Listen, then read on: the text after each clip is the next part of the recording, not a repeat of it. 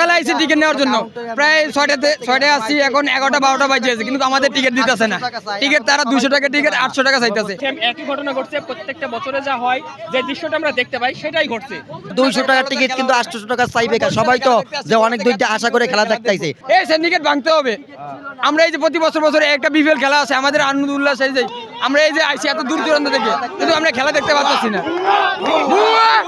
এই সিন্ডিকেট ভাঙতে হবে। আমি ভোলা থেকে আসছি, জি অনেক দূর থেকে, জি খেলা দেখার জন্য। সকালে আইসি টিকিট নেওয়ার জন্য প্রায় 6টায় আসছি, এখন 11টা 12টা বাজে কিন্তু আমাদের টিকিট দিতেছে না। টিকিট তারা 200 টাকা টিকিট 800 টাকা চাইতেছে। কারণ আমাদের তো সেই সামর্থ্য নেই টিকিট নিবো যে। অনেকে হয়তো অনলাইনে টিকিট কাটতেছে, কিন্তু আমরা তো ওরকম বড় লোক না যে আমরা টিকিট কাটবো অনলাইনে। আমাদের হয়তো বাটন মধ্যে অনলাইনে টিকিট কাটা যায় না। এই কারণে হয়তো তারা 200 টাকা টিকিট 800 টাকা চাইতেছে, অথচ 30,000 টিকিট পড়ে রয়েছে, কিন্তু পুরো গ্যালারি ফাঁকা, আমাদের টিকিট দিতেছে না। 200 টাকা টিকিট 800 টাকা দিতে, আমাদের তো সেই সামর্থ্য নাই। এই কারণে তারা জোরজবরদস্তি করে এগুলো ভাঙচুর করেছে। এই জায়গায় তো টিকিটই ছিল না। কালকে ধানমন্ডি ব্যাংকে গেছি, বলতেছে টিকিট নাই, 500 টাকাটা আছে। আজকে পাইছে 200 টাকাটা পাইছে। কালকে ধানমন্ডি ব্যাংকে গেছি, কয় 200 টাকা টিকিট নাই, 500 টাকাটা আছে। কিন্তু অনেকে 200 টাকাটা হেদিনই কাটছে আমার সামনের থেকে।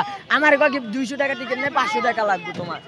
আমি আজকে সকালে আবার এই জায়গায় আসছিলাম। আপনি বলতে চাচ্ছেন ব্যাংক থেকে আপনাদের জানানো হচ্ছে যে 200 টাকা টিকিট নেই, কিন্তু 500 টাকার আছে। আমার সামনে 200 টাকা টিকিট কাটছে, কিন্তু আমারে দেয় নাই। আমি সকাল 6টা বাজে আসছি এই জায়গায়, 12টা পর্যন্ত দাঁড় করাইছে, পরে টিকিট দেয় না, মানুষটা পরে আলাইছে। পরে 2 নাম্বার 5 নাম্বার গেটে গেছি, আমাকে পরে তারা মারছে, যারে পারছে তারে মারছে।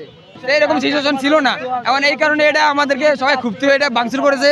এখন আমাদের দাবি, আমরা প্রয়োজনে আমরা নগদ টাকা দেবো, কিন্তু আমরা খেলা চাইয়া যাবো আজকে। আমরা নগদ টাকা দিয়ে খেলা দেখেই যাবো, কারণ আমরা দূর দূরান্ত থেকে আসছি খেলা দেওয়ার জন্য। যদি খেলা না চাইতে পারি তাহলে আমাদের বলার কোনো ভাষাই নেই, আমরা কি বলবো। এটা তো বিসিবি দায়ী হতে হবে, এটা তো বিসিবি দায়ী হবে।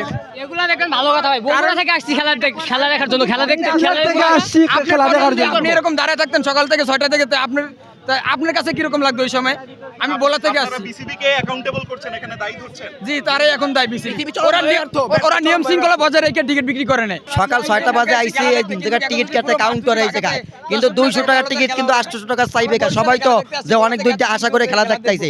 আমরা তো অনেক দূর আইছি বরিশাল দিয়া, বুঝতে পারেন পুরো তো গ্যালারি খেলাই। তো তোমার টিকিট থাকতো তো আমরা পাই না টিকিট, বুঝতে পারছো। এখন দেশে বর্তমানে যেহেতু তোমার সেন্টিকেট চলবে কা বলে আগে বলে সেন্টিকেট চলে, এখন তো বর্তমানে আরো বেশি সেন্টিকেট চলতেছে, বুঝতে। আমরা তো অনেক দূর খেলা দেখতে আইছি, কিন্তু আমরা চাই যে ভালো করে খেলা। আমরা বিপিএল খেলা অনেক আশা করতে যাই, অনেক দূর খেলা দেখতে আই, বুঝতে পারছেন।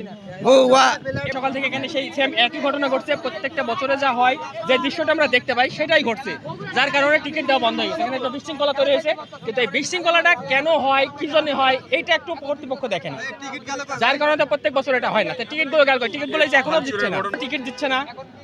যখন পরিস্থিতি যখন যে মানে অনেক লেট হচ্ছে, কারণ টিকিট দিচ্ছে না, বলছে টিকিট নাই তো টিকিট যাই কোথায় তাহলে? এটা কোনো কথা হলো?